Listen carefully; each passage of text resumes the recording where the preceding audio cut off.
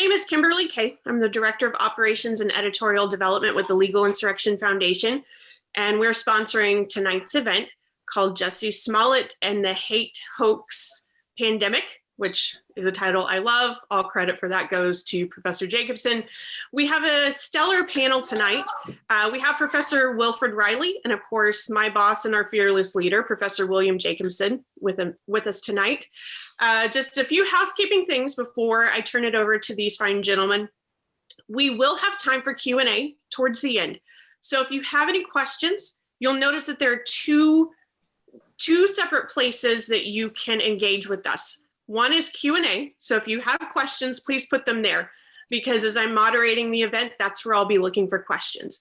For general chat, banter, and just anything you have to comment or add as the program is ongoing, you can place that in the chat, and I'll be monitoring that as well. We've never had an issue, but we do ask that you keep it civil and keep it on topic. And I have to get this out of the way. Disclaimers, that's always my bag too, which is that anything we say here is not necessarily reflective of our employers. It is simply opinion and our thoughts on this particular issue as individuals. So we are speaking as individuals. And lastly, I want to thank everyone who has donated. I will put the donation link into the chat because, as some of you may be aware, it is end of year fundraising, which is huge for nonprofit entities. We run a very, very, very lean budget, and I can't express just exactly how lean, but we put every single dollar, we take that very seriously. We put every dollar that we receive right back into programming so that we can continue to bring you quality programming like this free of charge. And we love to be able to do so. So if you feel so compelled, every dollar counts and every dollar goes right back into the research and the programming that we do. And so without further ado, I'm going to turn it over to Professor Jacobson, who's going to discuss a little bit on the hate hoax side, because as he'll explain, on the Legal Insurrection blog, we have probably hundreds of posts where we have cataloged hate hoaxes over the years. So Professor Jacobson, it's all you. Great. Thank you so much, Kimberly. And thank you, Wilfred, for joining us. He has, this is the third panel of ours that he's been on. At this rate, we're going to have to get him an office if we ever go back to in person, but we're actually a virtual office anyway. And so thank you, Kimberly, again, for organizing this on relatively short notice. The issue that we have today is hate hoaxes. And we originally titled it hate crime hoaxes, and then decided to scale that back a little bit and make it actually a little wider, because not everything we're going to be talking about, in fact, much of what we're going to be talking about is not a crime.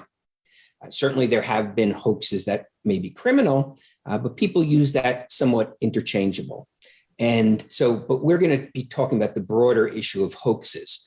And we're going to be talking about one subset type of hoax, which are things that relate to either race or ethnicity or religion, things that are really socially related. There are certainly other types of hoaxes that we have to deal with. Russia collusion hoax, so to speak, political hoaxes all the time, dirty tricks, things like that. That's not really what we're talking about. There are certainly international hoaxes, a long history of hoaxes being perpetrated against Israel, for example, of fake killings and things like that.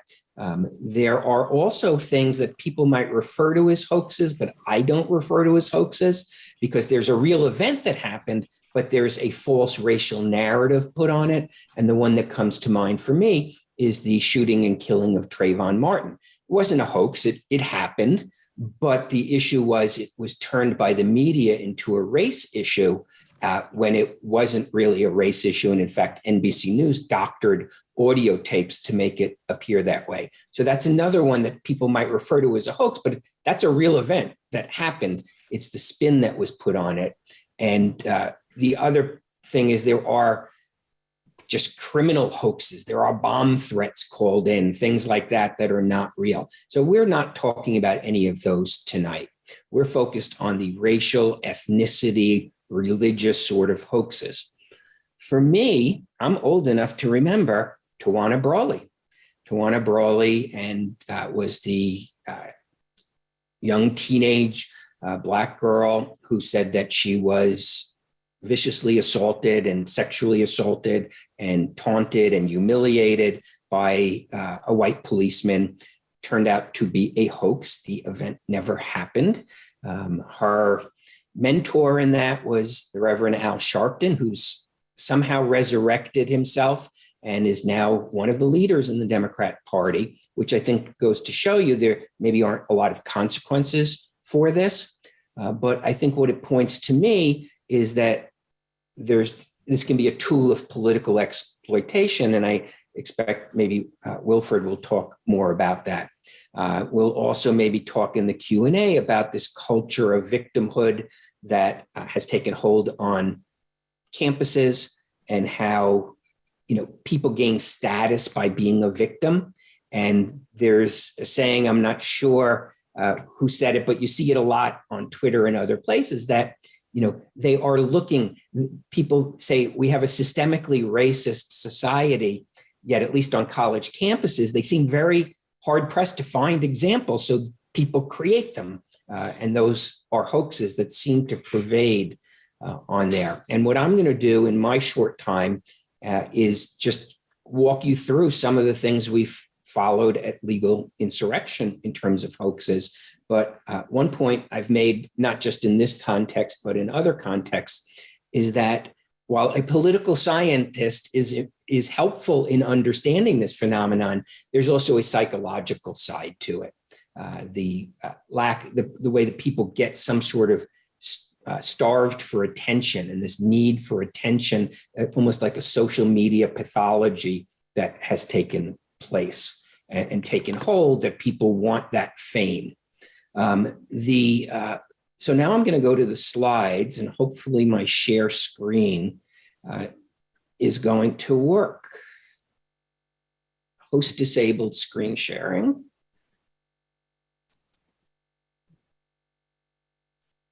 There we go. Okay. So what I'm going to just do is walk through a few slides that I put together. I'm not going to bore you to death. This isn't a whole presentation, but in preparation for tonight, we actually have a tag, what we call it, where we tag posts. And one of those tags is hoaxes. That's actually, we had this so much. We didn't do this from day one, but we started covering so many of these hoaxes that we actually created a tag so it would be easier. And that tag, if you go to the website, you won't find all of them because I'm sure we forgot to tag some things. But one thing that you can see is we have 8 pages. Each page has almost 20 posts on it. So we're something approaching 150 posts. And like I said, that's not all inclusive. The first one we tagged had to do with a political hoax of Scott Walker being kicked out of a restaurant was a hoax. But most of them regard college. In part, that's because college has always been part of what we've done. We used to have a website called College Insurrection, which we now have rolled into Legal Insurrection. So we have a lot of these, and there's a definite theme here. But the first one that I covered in great depth was what I called the Great Oberlin College Racism Hoax of 2013, which if you were at the website at the time, we have probably 10 posts or 15 posts about it. It was something else.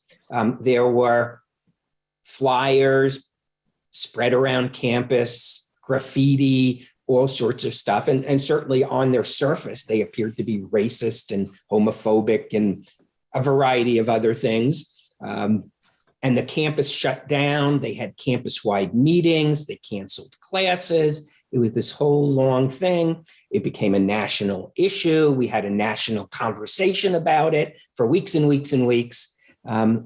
And it turned out, after digging really by the Daily Caller, I mean, we did some digging too, but they really broke the story because the police, when they produced their police report pursuant to public records requests to the Daily Caller, forgot to blank out a couple of the students' names And it turned out that this was perpetrated primarily by a white liberal student who did it to get an impact, to create an effect, to get the campus talking about it. And he succeeded. But what was very interesting is as we dug into it, we found that the college administration knew this was a hoax almost on day one, never announced it to the campus, allowed this to go forward, allowed all the meetings, and then used this to implement a new, they didn't call it anti-racism at the time, but nowadays, I guess you'd call it an anti-racism policy that they forced onto the campus, all the while knowing that this was a hoax. And so that's really the first introduction I got to it in great depth. And here are I'm just going to run through a series of ones we've covered. Racist dorm door writing was hoax. Grand Valley State, SUNY Albany hate crime hoax.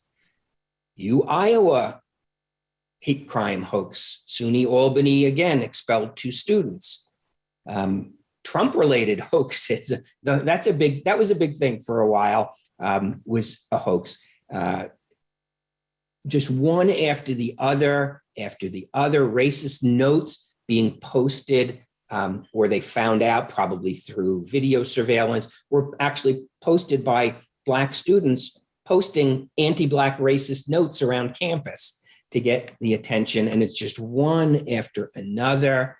Gausser College, Drake University, where the victim wrote the note that was supposedly at issue here. Syracuse, a white supremacist manifesto circulated on campus. They announced was probably a hoax. Okay, racist posters at UMadison campus, Salisbury University, Texas A&M, student left a racist messages on his own car.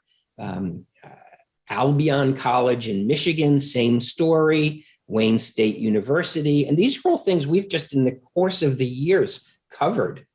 And then there was one at Smith College. By the way, at 9 p.m. tonight, I've got a post going live about Smith College.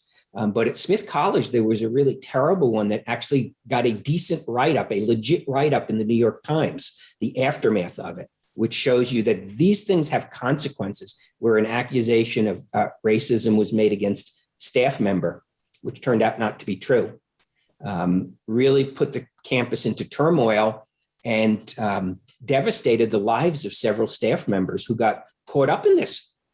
And emotional problems, depression problems, loss of job, really horrible stuff. And I know I criticize the New York Times a lot, but I got to tell you, they actually did a legit good job on that story.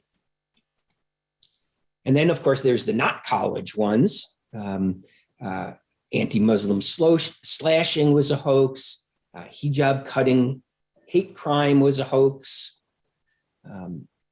Racist writing on a waitress's receipt was a hoax.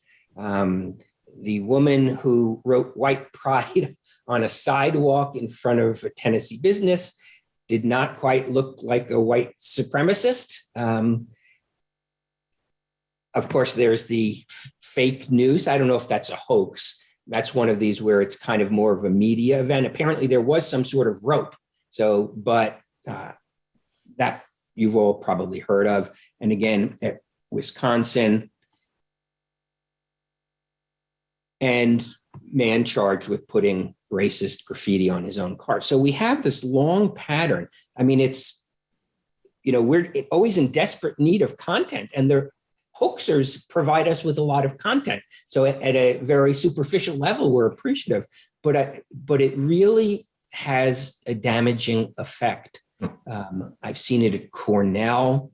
I've seen it elsewhere, where people are so quick to make accusations of racism through a specific incident that it really tears apart the campus for no reason.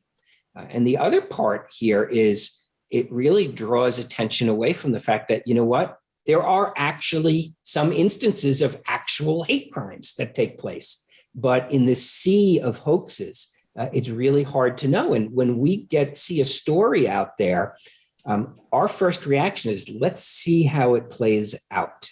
Okay. Give it 24 hours, give it 48 hours, because such a high percentage of these end up not being true. And so we're always very suspicious. So at one level, it's made our life easier. At another level, it's not made it easier.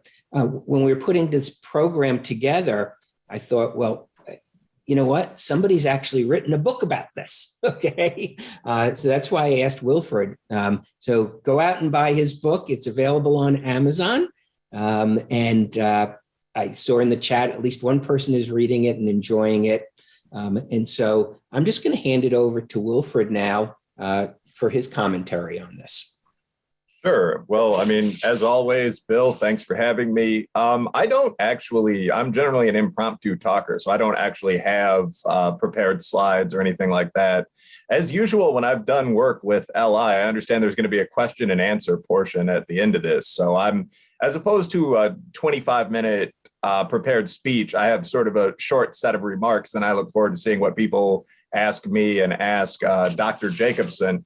But what I'm going to be doing, I suppose, is using perhaps the most famous of these hate crime hoaxes, which we just recently saw collapse, the Jussie Smollett case, as a microcosm for kind of the genre here. So I'm gonna briefly talk about what Jussie did, Jussie Smollett, the mad Frenchman, as Dave Chappelle famously labeled him. But then I'm going to answer some of the questions that I've gotten in my consulting and my academic role about this just over and over. So, I mean, the first point here would be, what did Jussie do? But the first question would be, why would someone do something like this? Are we talking about mental illness here? What could the possible motivation be? The second question I've gotten a lot from law enforcement, LEOs, people working in that field, is why would anyone think that they could get away with this? And William's already answered to some extent the third question that I'm going to tackle. So I'll make that a little briefer, but is this something that's happened before? Is this something that happens a lot? Many people tend to think of these as sort of isolated incidents, and there's almost the question of, are you being cruel by bringing this to light and by targeting someone who perhaps has mental problems or something going on in their own life? And the reality is that this is quite common, and it's often done for fairly predatory reasons. So, I mean, the Smollett case itself, as archetype, is worth reviewing in some detail. I mean, obviously, most of you by this point have heard that in February of 2019, Jussie Smollett, an actor from the television show Empire, claimed that he was attacked and beaten by two racist Trump supporters. And of course, the actual story goes into a little more detail than that. What Smollett said is that on the coldest day of the year in Chicago, where I'm from, we call this a polar vortex. He was recognized from the television show Empire, which has a 61% urban, mostly younger Black demographic, by two guys standing in the street in the Chicago neighborhood of Streeterville who were wearing bright red MAGA hats, what were at one point described as patriotic ski masks, and who apparently were carrying a knotted rope noose and a gallon bottle of bleach. And the allegation was that these people said, "You're that Empire N-word." Obviously, words were exchanged in response to a comment like that. They got closer. A guy punched Jussie Smollett in the face. He claimed he heroically fought back. In fact, he said he fought off both of these individuals while carrying a tuna salad sandwich, as I recall.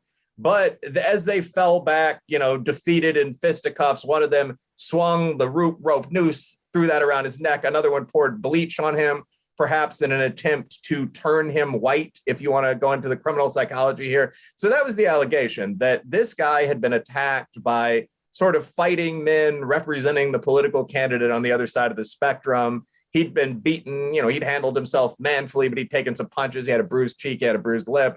And this obviously became a national, if not international, story. Jussie Smollett, Mr. Smollett, led Good Morning America, spoke for about 22 minutes. At one point, he described himself as, quoting, the gay Tupac. He gave a large number of other high-profile speeches. Meanwhile, Chicago police began unpacking something like 130 hours of video footage from the high-rise and the condominium buildings around where this had allegedly happened. And I think you all know the ending of the story by now, but what actually happened was that Jussie Smollett turned out to have paid two friends of his from the local bodybuilding gym who happened to be not whites, which you'd think would be at least one step of a coherent plan here, but two guys from Nigeria to beat him up. These are known as the Olsen Dario brothers. So the reality, he apparently wrote them a check, by the way. This was entered as evidence during the actual trial. He wrote a $3,500 check to the attackers. So like many rich kids, Jussie Smollett, formerly of the Mighty Ducks, apparently didn't have much experience as a criminal. But anyway, so this was all uncovered. Mr. Smollett faced, I believe it was 6 low-grade but real felony charges for disorderly conduct, disturbing the peace, and the like, and he was just convicted on 5 of them. So whenever I've been asked to talk about this story in any kind of public venue, as I've said, a certain number of questions have come up. The first is, why would anyone do that? And I think the answer there is fairly simple. Looking at more than one hate crime case, and we'll get to the actual number fairly soon, but I find that there are 2 simple motivations that underlie the majority of them. One is simple financial gain. For example, a restaurant might be burned for insurance money. The other is calling attention to a problem that you perceive as very real, whether or not you have ever experienced it. This is especially common when we talk about black-white race hoaxes, not just in my experience, but in my Stata models. It's quantifiably verifiable. So I think Jussie had both of those motives. He apparently wanted a more featured role on the television soap Empire, and he didn't think that he was going to get one without putting himself in the spotlight a little bit more. And the idea that this could be done through alleging a racial attack, I do think ties into motive B. Apparently, Jussie Smollett had received earlier that year, maybe even sent by himself, some kind of hate note saying that he was going to be targeted, hung, as I recall, for being black, for being visible. So he either had actually experienced some prejudice in the recent past, or had thought of prejudice as something miasmatic around him. This is what I believe, by the way, that he was emphasizing via almost stages of this hoax. So why would he do this? Increased prominence, and perhaps to call attention to an underlying social problem, real or not. But I think the next question is more interesting. Why the hell would anyone think they could get away with that? Why would anyone believe that a normal US audience, especially one including Leos, would believe that in 20-degree weather in a region of Chicago that went 83% for Hillary Clinton over Donald Trump, someone was beaten up by 2 racists screaming, "This is MAGA country"? And I think to some extent, the reason that Smollett thought he could get away with this is that he knew his audience. Unfortunately, he didn't know too much about the rest of the country, but he apparently was very, very aware of what the norms are in contemporary upper middle and lower upper class, coastal and Great Lakes, left-wing thought culture. He knew, in my opinion, perfectly well how he would be received. And in fact, what we saw for weeks was absolute insistence that this had happened. And indeed, sort of the social scourging of anyone who said, well, that sounds a little implausible to me. That sounds a little unlikely. I myself was castigated for saying this during this period as a black man on the right. But I mean, I've noted we saw Mr. Smollett's Good Morning America appearance. We saw Ellen Page, who has since become the actor Elliot Page, issue a passionate denunciation of this whole situation on the Stephen Colbert program, saying that Smollett wasn't being taken seriously enough. AOC, Alexandria Ocasio-Cortez, D-TikTok, made some similar comments saying that what had happened to Smollett wasn't racially charged, the normal police language. Indeed, it was racist. It needed to be investigated at the federal level. So the response actually was everything that a hoaxer could have wanted it to be. The only problem was those damned interfering cops. The blue-collar Chicago PD team, which as I recall, and this seems very plausible as a Chicagoan, included a black man, an Italian-American individual, an Irish-American individual. They didn't believe this had happened because it clearly hadn't. It was a fantastical story. And they spent an incredible amount of time digging through Again, we're talking about raw videotape from actual high-rise building monitoring cameras, magnifying things to see what had happened, so on down the line. And that, in addition to their interviewing skills, cracked the case. So a lot of credit to the police here. They did, in fact, find the attacker of a gay black man, if you want to think about it in those terms. But that to me is the explanation for this. Jussie Smollett was very aware of the norms around discussing race in the U.S. upper middle class and thought he could get away with this. And again, and this is a theory, but I am inclined to think he'd gotten away with this before. I don't think that an outside racist agitator was the individual sending hate notes specifically to Mr. Smollett's trailer on specifically the set of Empire. Again, it should be noted that Empire is a show about politics within the hip hop music industry, where Mr. Smollett played a gay rapper, as I recall. I'm from Chicago and I've only seen one episode.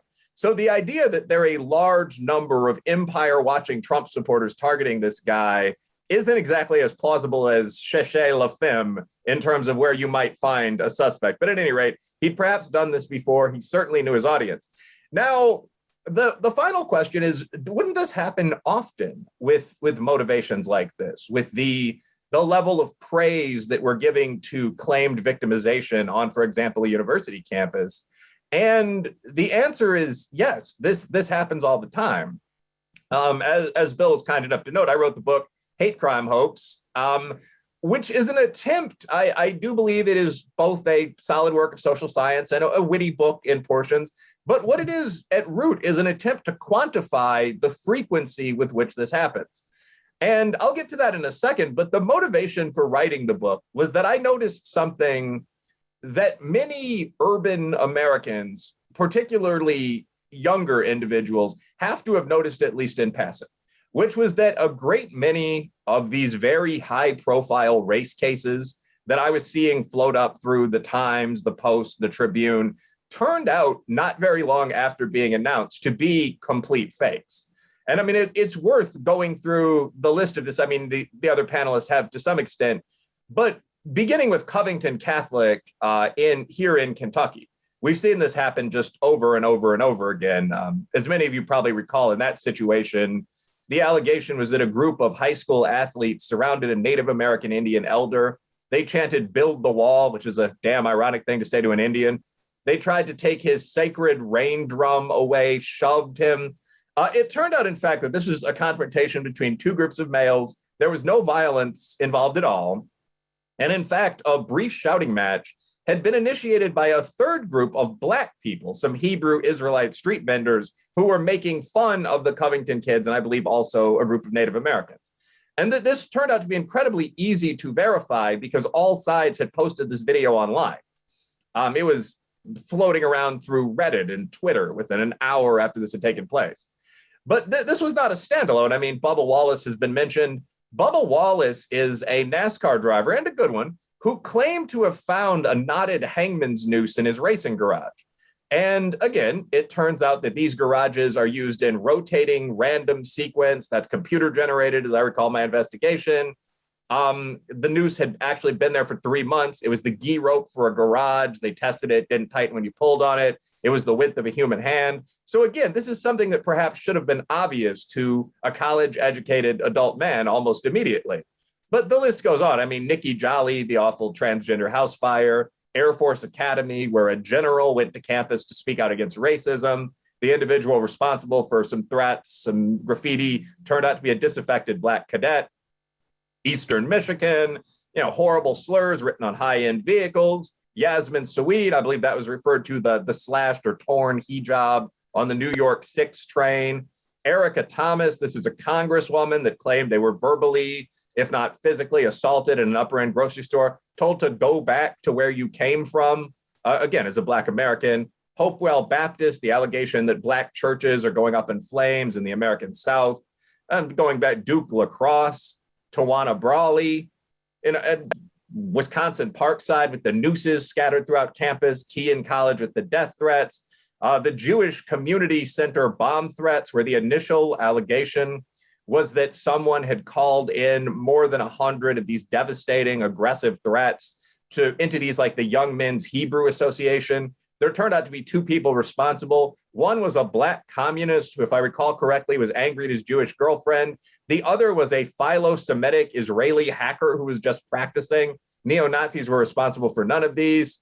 The University of Missouri, almost all of that collapsed. The claim that swastikas were being written in human feces throughout the campus, that protesters were being struck with cars by school security officials. Oberlin was mentioned. There actually have been several recent hate crime hoaxes at Oberlin College, which must be a fascinating place to go to school. But apparently the Ku Klux Klan has been cited twice on campus since 2013, if I recall. Oh, what a nightmare. Now, of course, the Ku Klux Klan has never been to Oberlin. I may be confusing one of these cases with another fake Klan sighting at, I believe, Grand Rapids or Bowling Green. But on one occasion, the Klansman was a sorority girl who was wearing a sheet over her head as a half-joking reference to the walk of shame back from a sexual hookup. In either the Bowling Green case or the second Oberlin case, the Klansman turned out to be lab equipment. In a well-maintained lab, and I've helped run labs myself, you generally cover the Erlenmeyer flasks and so on with clean white cloths at night. Apparently, someone walked by the biology building and thought there was a conclave of these. These are totally true stories. Well, I hope we're all telling them amusingly. But they thought that there was a conclave of Klansmen in there, a gathering of dragons and wizards. And apparently, no one stopped to notice that these individuals weren't moving and they were all 2 feet tall because they were Erlenmeyer flasks. Police were called. There are pictures of the lab equipment you can find online. But this sort of thing, it's funny until you realize that 5 detectives responded. This has gone on and on and on in academic and urban America for more than a decade. For the book, what I did was simply use internet search portals, Google Scholar, LexisNexis, so on down the line, and search very basic terms like hate crime hoax and hate crime narrative collapse. And within a research period of about 5 weeks, I had encountered at first 409 verified hate hoaxes that fit a 4-part description. One is there's originally a nationally or seriously regionally, i.e. the St. Louis Post-Dispatch would count as a source. A local police report for a felony crime would count as a source. But a story that was initially discussed nationally or regionally at a serious level, one, that was attributed, at the level of a police report, that was attributed without any counter argument to outgroup bias, that 3 turned out simply to collapse, to be a fake by the original claimed victim, to be a hoax by someone else. This is a position that's somewhat controversial in the literature, but I don't think the JCC bomb threats could seriously be called hate crimes at all. Or 3 turned out to be nothing at all, like the KKK situations that did produce multiple reports obviously did not occur. And I would include those in the data set after this became a national story and the basis of a police investigation. But at any rate, I found 400 plus collapses of this kind concentrated in what was then the past 5 years, which would begin in 2014, I believe. So this is a pretty sizable number. There were less than 7,000 hate crimes reported at all in a typical year. You can find this simply by Googling FBI hate crime data 2019, 2020, 2021. And of those, perhaps 10%, the research estimate was 8%, receive the kind of national or serious regional coverage that would be necessary for inclusion in my data set. So, I give the estimate in the book that perhaps 15% of all noteworthy, the number of these noteworthy hate crime collapses is at least 15% the number of nationally reported hate crimes in a typical year. I think would be a good, neutral in terms of the research debate way to present that. So this isn't something that happens occasionally. There's an entire book about it, and I don't stand alone. I'll note that there is an entire website, www.fakehatecrimes.org, that has an entirely different, there's some overlap, of course, but different, well-constructed database. There's the hate hoax list maintained on a couple of rotating, from what I've seen, internet host sites. It seems to be valid enough. Obviously, legal insurrection, there's no doubt at all about the validity of those cases. They number in the dozens. So this is something we've seen quite a lot of. And I guess that brings us to a final question, which would be what to do about it. And I think the answer would be trust your own eyes and common sense to some extent. Obviously, the mundane majority of crime, when alleged, sexual assault, someone claiming a beating outside a biker bar or a tough black club at closing time, that very likely did occur. But don't be afraid to think that Jussie Smollett's story or Yasmin Saweed's sounded a bit far afield. In fact, those stories turned out to be complete lies. And I think many people perhaps suspected that from the beginning. And at a deeper level, we should all try to work together to minimize the power that victimization has had in much of society. Many people no longer, it seems, want to be the hero that rescues others from dragons. It's often more profitable to be either the person tied to the rock or sometimes the dragon. So changing the social incentive structure is something that will take a long time, but that we can all work toward. In the meantime, Jussie didn't stand alone and hasn't fallen alone either. Yeah. Let me just fill in one little gap there, which is the Oberlin Klan sighting. Okay. Was because that was part of the 2013 campus meltdown. A student said that she saw somebody in a Klan robe walking late at night on the campus. That was like, took the meltdown to a whole nother level. That made actually national attention, the Klan sighting. The best the police were able to determine after investigation, it was a female Oberlin College student who had wrapped herself in a blanket to stay warm from the cold as she was walking home at night. Yeah. But a mass hysteria had taken over the campus where they're seeing things. And so that's not really, very uncommon in these situations. But that was at least the 2013 Oberlin sighting. Yeah, that seems like a slightly censored version of what was originally up on sites like Campus Wire and Juicy Campus. But let's go with that one.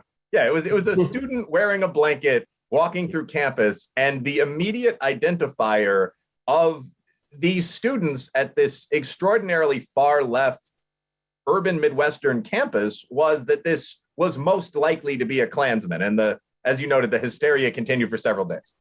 Yeah. Okay. So questions? Anything else to add before I get to questions? One comment I will make is I did see in the chat, it wasn't really a question, but since we're not mentioning names, I won't mention her name, but a very distinguished scholar who is watching this tonight pointed out that this sort of stuff is actually encouraged on campuses. Campuses have very elaborate reporting systems, including anonymous reporting and bias response teams. There is a whole infrastructure at colleges that encourages reporting, and some percentage of that is going to be weaponized false reporting, allegations made against somebody anonymously, perhaps, et cetera. So I think that's a fair comment that at least at universities and colleges, there's a whole apparatus to encourage these sort of claims. No, that's a great point. It's a great point. Very quick follow-up on that. But I mean, there was the link to this went viral on Twitter, which was how I happened to see it. But I believe it's the University of Michigan, in response to a recent FOIA request, announced that they have 96 DEI bureaucrats. And the total value, an interesting way of putting it, of these individuals is $16 million. So to some extent, if you pay a lot of people to search for smoke, they're going to suspect fire almost everywhere. I think it's hard to avoid that logical conclusion. So yeah, the campus is really the hothouse environment where you see this kind of thing flourish. I mean, we can discuss what percentage of all hate crime allegations turn out to be hoaxes or fakes. I don't think it's an insubstantial percentage, but it is worth noting that perhaps 1% of Americans are currently enrolled as students in a 4-year accredited college or university. This is where about a third, more than a third actually in my latest data set, of the hoax claims come from. So you've got an incredible, I mean, you have a 3,300% increase in these allegations within kind of one particular zone of living. And I don't think that's coincidental. I don't think any of us do.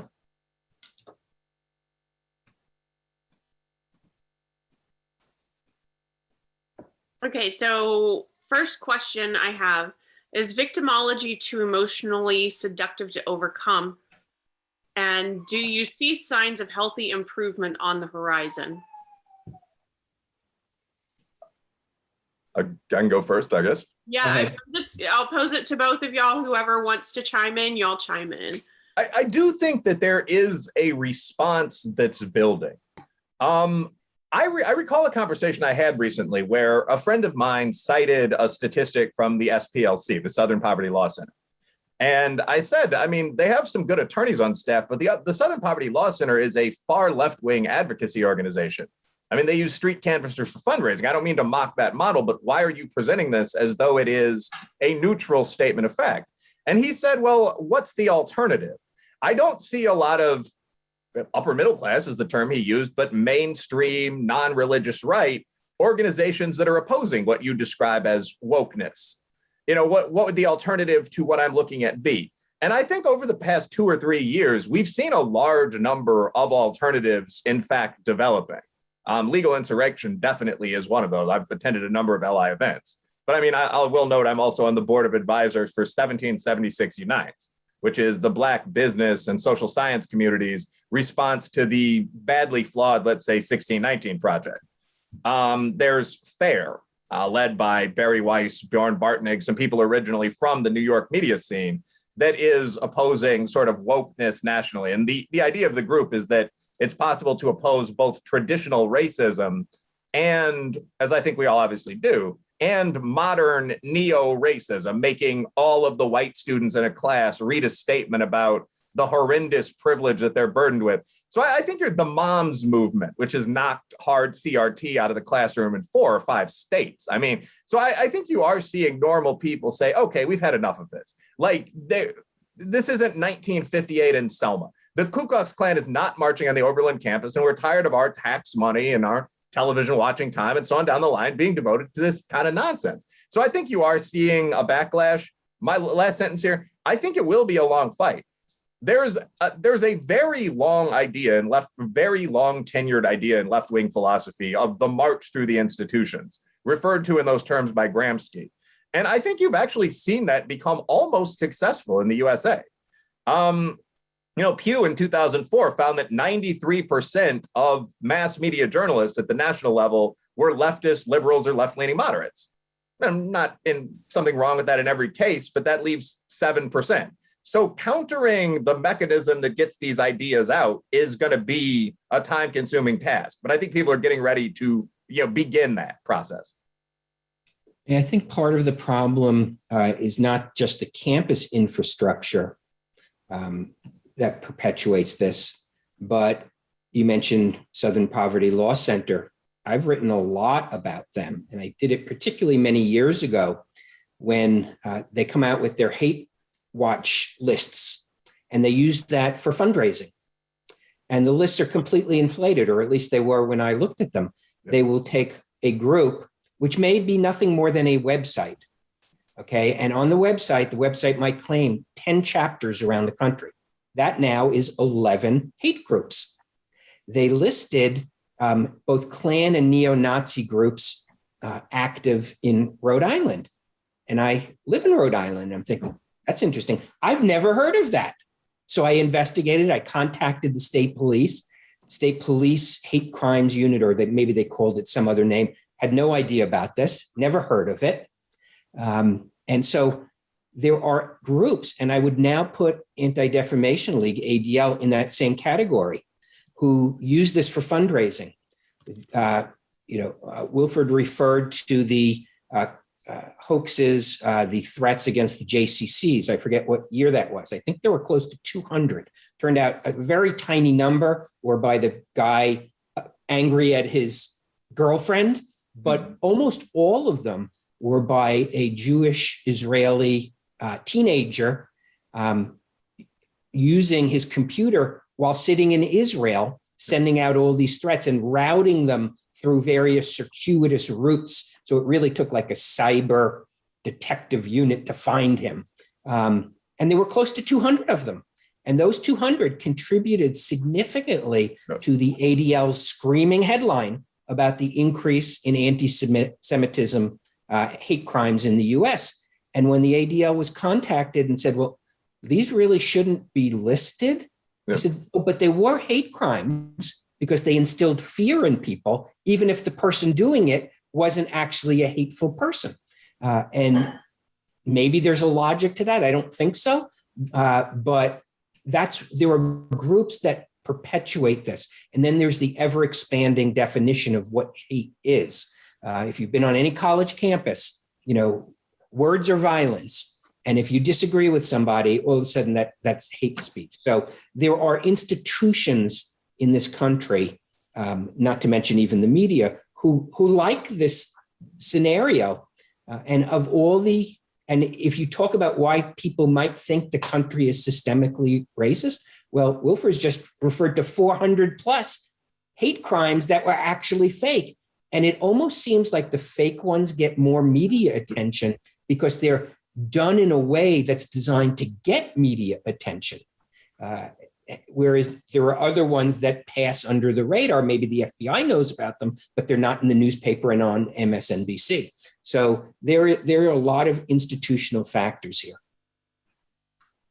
Yeah, one very quick follow-up to that. I mean, the point you made, William, about the ADL refusing to reclassify the JCC hate crime hoaxes, this actually is something that I've had academic debates about with highly competent people like Brian Levin. But when you see these figures, like there are only 70 confirmed hate crime hoaxes in a typical year, that reflects this sort of thing, right? I mean, so the definition of a hate crime hoax in some of the more conservative papers, without getting into full-on back and forth wonkery here, but would be an incident that is reported to the police as a hate crime, and so far you and I are both there as well, proceeds forward to the FBI, classified formally as a hate offense, where the original victim turns out to be the individual actually responsible for falsifying the incident, and the initial reporting department formally reclassifies it. So, for example, the JCC hoax hate crimes are not considered to be hoax hate crimes by many of these activist organizations. And the logic that's used is the logic that you've given, sort of a narrow legalistic argument, well, somebody did it. And this would be about half of the 400 cases on my list. A swastika was painted by an anti-racist Jewish guy who wanted to make a point about the prevalence of anti-Semitism. Happens all the time among African Americans as well. Many people will say, well, we can't treat that as any kind of hoax because we don't know what was in the depth of this person's mind. So in many of these cases, you see the total collapse. You see the initial crime story collapse, and you see the narrative around it, which is almost invariably a narrative of white supremacy, not, for example, Black people doing X to other Black people, collapse. But you see a real reluctance to admit what has happened, accompanied by things like claims like, well, Black people can learn to hate themselves. That could have happened here. I found that an absolutely puzzling phenomenon when I first started to engage on this material in journals and magazines and so on down the line. But you see that pretty often.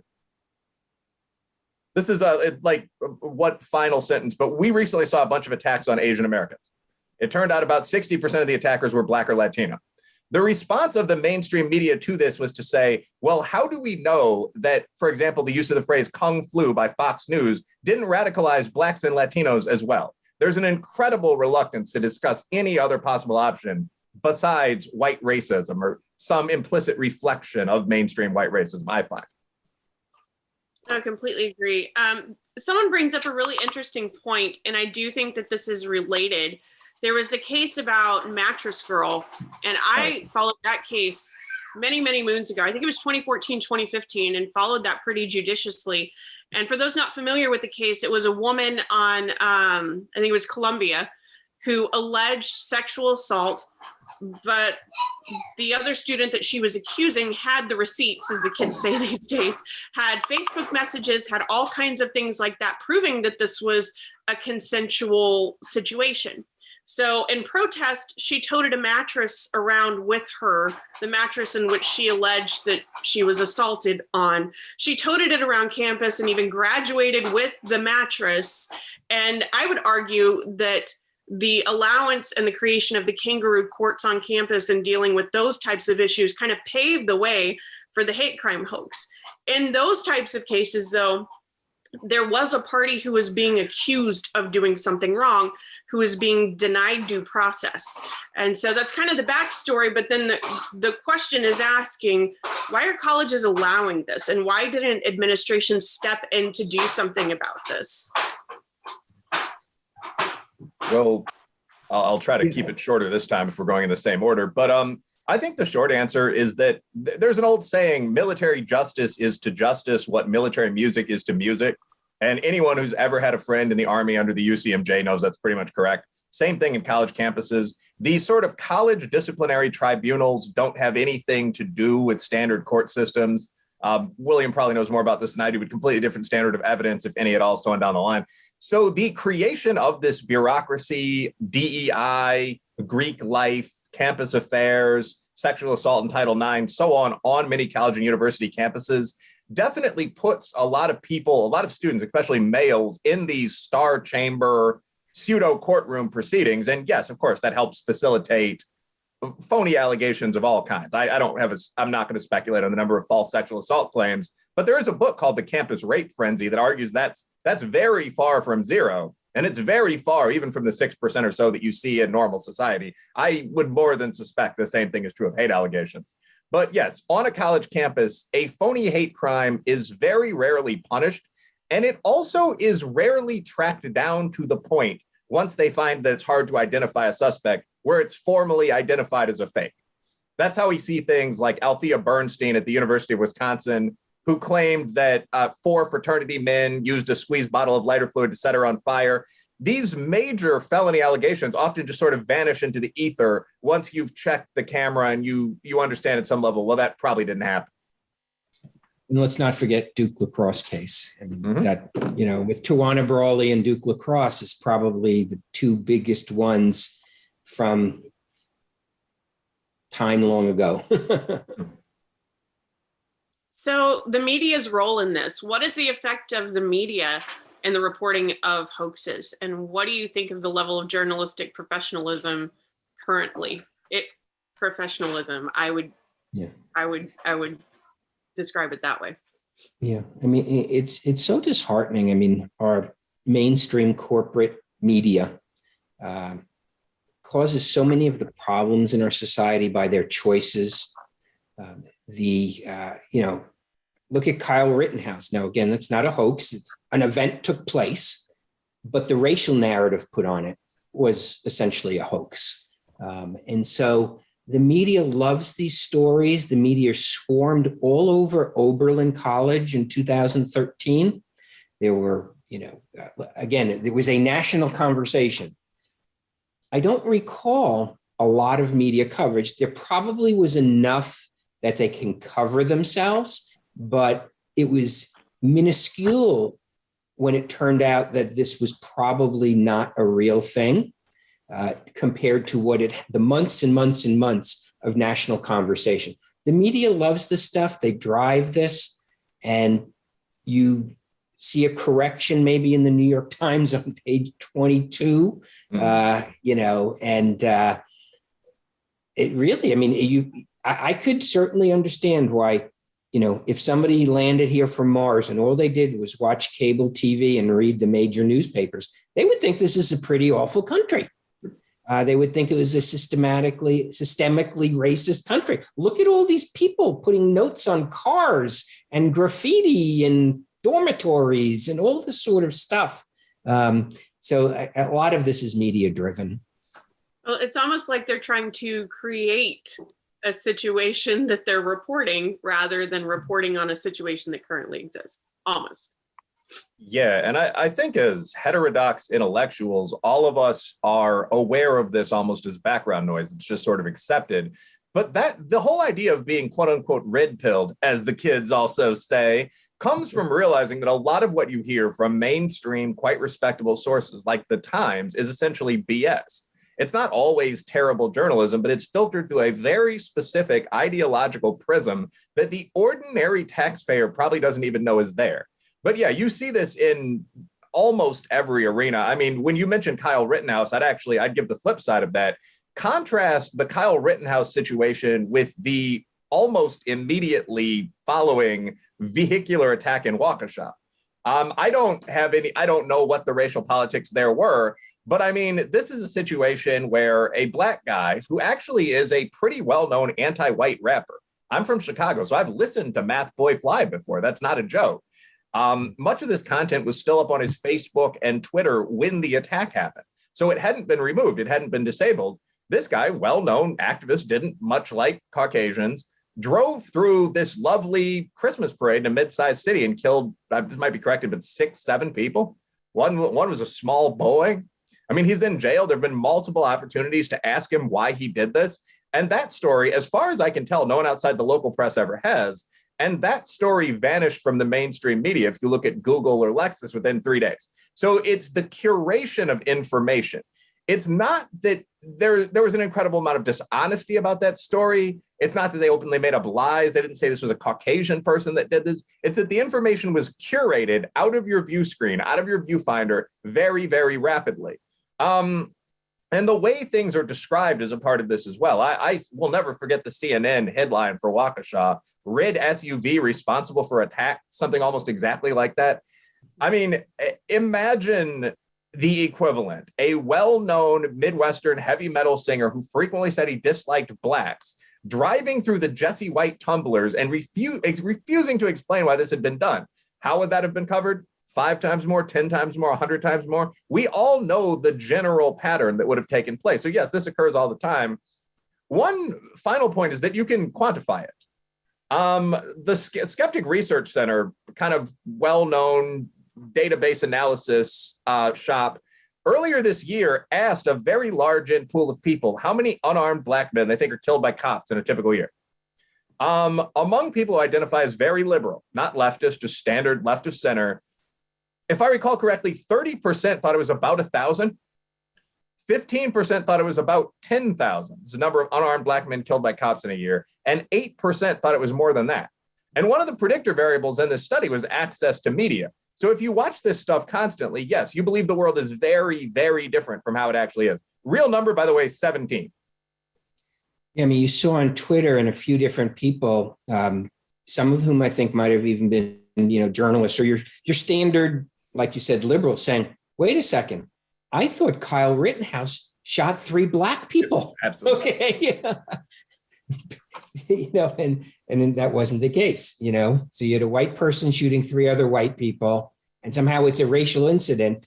And a lot of people who only watch left of center news think from the way it's discussed. Now, they probably never said the words, Kyle Rittenhouse shot 3 black people. But the whole context of it, what led people who watch CNN and MSNBC to think that that's what this was.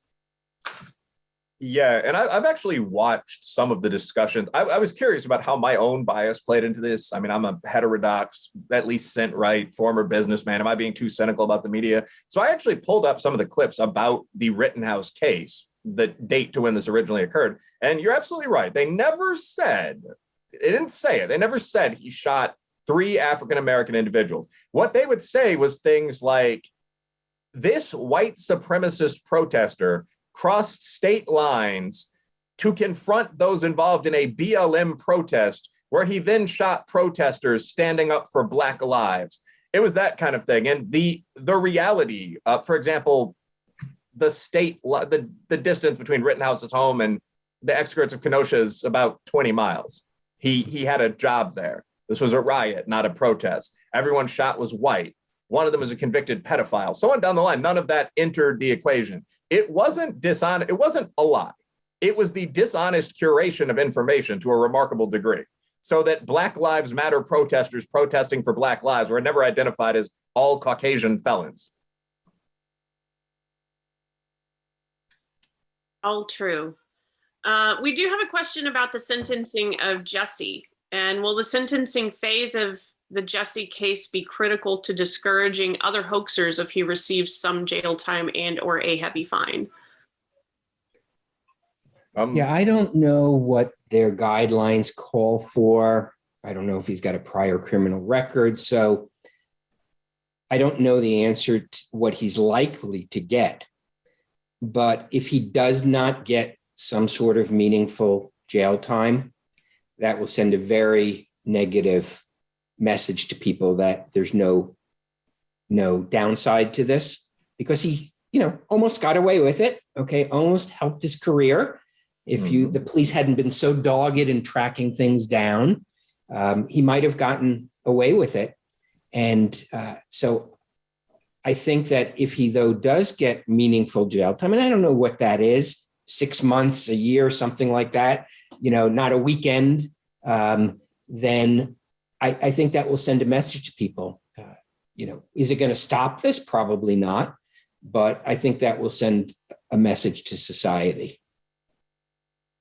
Yeah, I mean, I tend to agree with that. I think he summarized most of the point there. It is worth noting that there are very light punishments, when there are punishments at all, in most of these cases. And logically, coming from an incentives-based position, that has to influence how willing people are to do this. I mean, the most common punishment you see for hate crime hoaxers, when there is a punishment at all, is simply a misdemeanor charge for filing a false or invalid police report. Again, in a college campus environment, there's almost a non-aggression pact, where in exchange for sort of not claiming that the school is racist for disbelieving him, the hoaxer is simply allowed to proceed back into the campus mainstream. It's kind of accepted. We might not be able to close this one, is a line you often hear from local law enforcement around these sort of cases.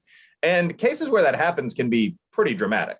I mean, in one case at San Jose State University, a woman claimed that white supremacists had stolen her car. And you got Bill and Kimberly may be familiar with this one, but it turned out the car was 2 parking spots away. She'd apparently just gone out drinking or some such and misplaced it. And her argument, as far as I recall, was that the white supremacists brought it back, and that was just accepted. The case was closed. She moved forward, still enrolled at the college, last I looked.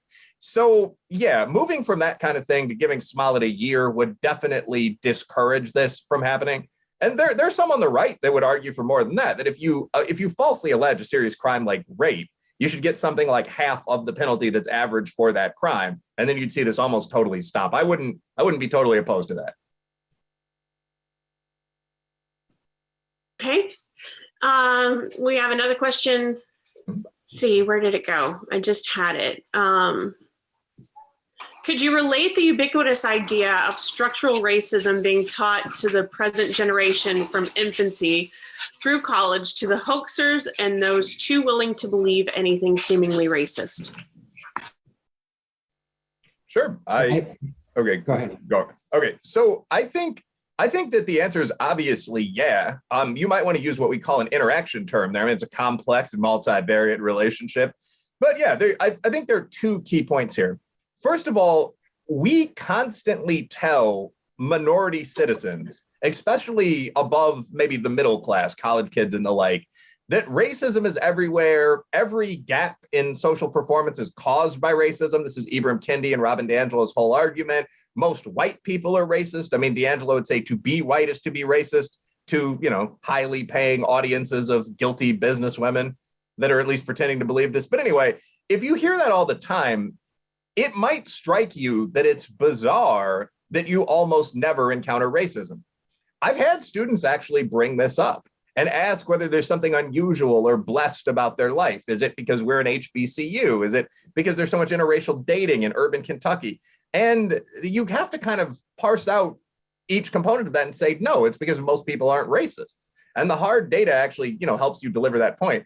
But long story short, if you have been told for years, your entire young adult life, that bigotry is everywhere and you don't see any bigotry, you might wonder if you're wrong or even crazy, or you might decide to create some to call local attention to this problem, which must be everywhere. I think that's one component of it.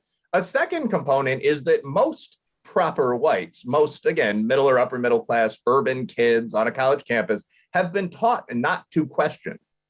I mean, we heard the slogan, believe all women from Me Too a couple of years ago. And obviously, I'm violently anti-sexual violence, domestic violence, but that is an insane slogan. Women lie as frequently, let's say, as men do. So pleasantly put, but I mean, I think that is about right. A large rate on both among both sexes, of course. But at any rate, I mean, if you are told this sort of thing, the equivalent about the real lived experiences of POC might be how this would be phrased, it would be considered incredibly gauche to just say something like, that didn't happen to Jussie Smollett.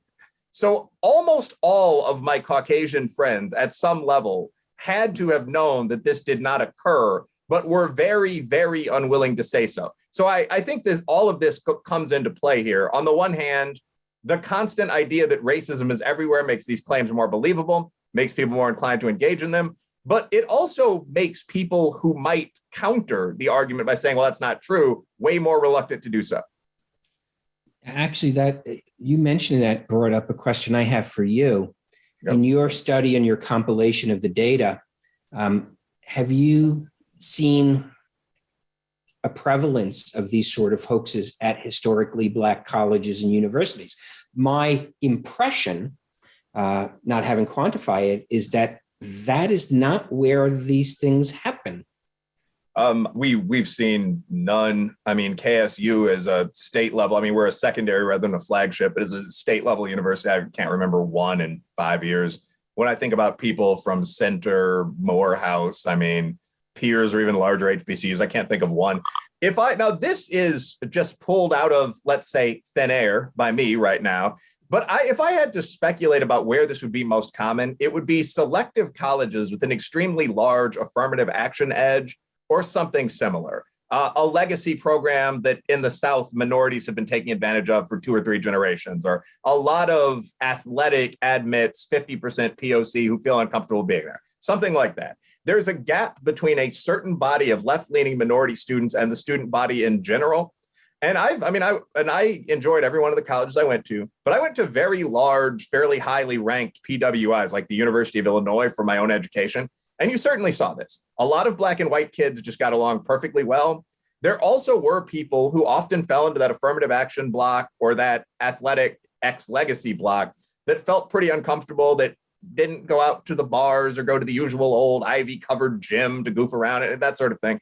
And I think that's where you might see these incidents concentrated. And the same thing for LGBT students in that same place, the same thing for feminist students in that same place, contrasting them with the sorority women walking by. I think where you have that anger, where there's a dichotomy between large groups of people on campus, you might see this more often. That's a guess. But at HBCUs, and I will say at Southern non-flagship universities in general, just good schools in the South where everyone just kind of goes and you're there with the kids from your town, you don't see it very much. Everyone just gets along. That might be the cure. It's true. I can speak just anecdotally. I'm a Texan. I'm from Texas. I've lived, moved, traveled all over everywhere. And Texas as a whole is incredibly racially integrated, right? So incredibly so. And I was actually shocked when I moved to New York how segregated things were and how people constantly referred to other people based on race, which is, being a Texan from Texas, not something I had ever experienced before. So this was all new to me. And of course, the stereotypes are exactly the opposite. So yes, I think that's pretty valid. Now, Wilfred, there's quite a few questions for you and whether or not there's ever been an attempt to cancel you on campus. Professor Jacobson has definitely been through that. Our regular readers are aware. And if not, we have cataloged that in earnest as well on the blog. But for you, Professor Riley. No. And I think, again, this gets into, if I had to give students, and I actually will give the students, the potential grad students in the viewing audience some advice, for college or university, go to a place where you think you would feel welcome and you think you would be able to compete. And I'm sure for most of you, Black, white, whatnot, that would be most universities. But when I planned on going to college, I actually looked at my board scores, looked at my grades, and also how much money my family had, which was not terrible, but not a lot, and thought about where I could go without breaking the bank, where I would be above the average of the students in the class. I went to Southern Illinois. I went to Illinois, never regretted it. Great networking in the Midwest. But I mean, I guess the point that I'm making is most people in most places, like your description of Texas, behave in a pretty normal way. And in kind of the mainstream of academia that I've encountered, I'm a good sized historically Black college. I have a lot of friends at the A&Ms, some of the other Southern schools, the community college. Yeah. Yeah. But I mean, just in general, I don't think the phenomenon of campus cancel culture, we have to watch out for. It certainly is spreading as more young faculty come out of, the top degree granting institutions. But that seems to be something that is most concentrated in urban areas on the coasts. And that is what people tend to look at when they think about American higher education. A few bespoke universities like the lower ranked colleges in the Ivy League. And I mean, I think if I had to honestly give a young man or woman some advice, if the choice was between Brown and Michigan, I would pretty strongly recommend Michigan. I mean, the ranking would be higher, if anything, Texas. The ranking would be exactly on par. And a lot of the day-to-day wokeness, I'm coming out as demisexual, this sort of thing would be much, much less frequent. So at KSU, no. We have some radical students, but they're generally smart and willing to talk. So good for them. Which is, I mean, that's one of the things that we deal with constantly and one of the things we advocate for. Even if we're dealing with policy, educational policy, free speech on campuses, free speech in the academic arena, is that we have never sought and never will seek to squash ideas or even the discussion of ideas. It's really important that everyone have an opportunity to discuss those rather than just make blanket accusations. It's good for everyone to have these discussions. Absolutely. One mildly controversial thing I've said on a panel discussion for FAIR is that I actually don't favor banning, say, critical race theory or Marxism as one of a set of theories that you can teach in a political science classroom. And some of these bills go way too far. What I would ban, and I think the actual target, is mandatory curricula, mandatory training, so on down the line, that teach this as though it's an accepted truth. I mean, the DEI philosophies are pretty fringe in political science, quantitative psychology, so on. But pointing out that there is critical theory or that there is Marxism, I mean, that's part of an education. I mean, it would be bizarre as a man who's been on a date to have no idea what feminism is or what the waves of it were or something like that. So, of course, this should be taught, but it should be taught the way religion is taught. As an object of analysis and debate. You shouldn't open your class by beginning, on day one, 5,084 years ago when God created the world. That shouldn't be your approach to even Jesus, much less Marcuse. Yeah, I mean, completely agree. Completely agree. And so this is the last question, then we're going to wrap it up. And this is again for Wilfred. Are you going to have an update or do a second follow-up book on your first hate crime hoax book? Maybe. I mean, the data set for hate crime hoax is available for anyone to ask for it. I mean, I am a tenured faculty member and methods professor at a state U, as well as my commentary in the public intellectual space. So my data is available as is standard in my field. I get about 50 requests a year for the data set. We are still expanding it. I mean, there have been some crazy hate crime and hate incident hoaxes since 2019. I mean, you've talked about the unraveling of Smith, but I think that everything that I mentioned, Bubba Wallace and so on, came after that space. So we are keeping it up. Another book, I don't think so, because that would feel like kind of just a money grab. I've been approached about it, to be honest, but I mean, it would just be sort of like Hate Crime Hoax 2. They're still hoaxing. And it would just be the 100 most prominent cases since 2019. So, as long as things are going well enough in the market and so on, you're probably not going to see that. You can see the data. I'm always willing to come on any podcast, local television, that sort of thing, and talk about it. My next book actually will probably be in the education space. I've been at least in talks about writing an updated version of The 12 Lies My Teacher Told Me, which was a massive bestseller at the start of the woke era. So you're talking about like 1994, perhaps intended as a response to Kimball and D'Souza. Someone discussed the lies that they'd been told Native Americans were savages and so on. And I think that after 30 years of their side running the schools, we've seen some nonsense at an even higher level, like McCarthy didn't find any communists. So, I mean, there are plenty of things where you can come back from that kind of center right space and say, no, you're teaching gibberish. I mean, unpacking CRT and so on, the gender ideology. So that's probably going to be the next one. Excellent. Do you, before we wrap up, any closing thoughts? Anybody? Yeah, just, again, thank everybody for coming tonight. Thank Wilfred for participating in this. And, it seems the battle is never ending, whether it's the CRT stuff or the radical theories on campus, the craziest things you thought were a joke 10 years ago are now required by the corporate HR department. It's a never ending battle. It's really a cultural battle as much as anything else. And so we appreciate the support of legal insurrection readers and people like Wilfred who are also willing to put themselves out there to get the truth out there. Yeah, I'd like to just write on that and say thank you guys for having me. And it is good. We've named some of the organizations here, except for legal insurrection itself. I won't shout out the whole list again, but it's good to see a coherent response kind of forming up to this sort of stuff. I think a lot of people have decided that instead of making alternative institutions, although they're the Hillsdales and so on, people are just going to coherently compete for those institutions that exist, with the great advantages of having probably the majority of the population and I'd say the majority of the intelligent people in the country on this side of the debate. And a final line beyond that would be keep trusting your own eyes and common sense. A big element of the debate around these quote unquote woke issues is really whether you should trust experts, quote unquote self-declared, often in fields like fat theory, more than your own probably relatively high IQ and your own perfectly functional eyes.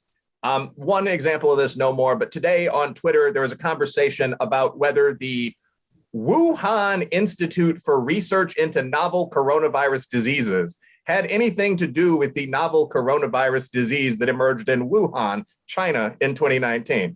Now, I don't know, I'm not an epidemiologist, but it did strike me that all of my intelligent working class friends, barbers and guys who've gone on to become dentists and this kind of thing were saying, of course there is, you fool. And all of my friends who had degrees in things like philosophical theory were saying, well, there's no proof at all. And X institution of experts has told me very seriously that this is not the case. My own comment would be that I tend to side with the people that think that the Wuhan Institute for Novel Disease had something to do with the novel disease. And that's often the sort of level of logical analysis you're being confronted with this stuff.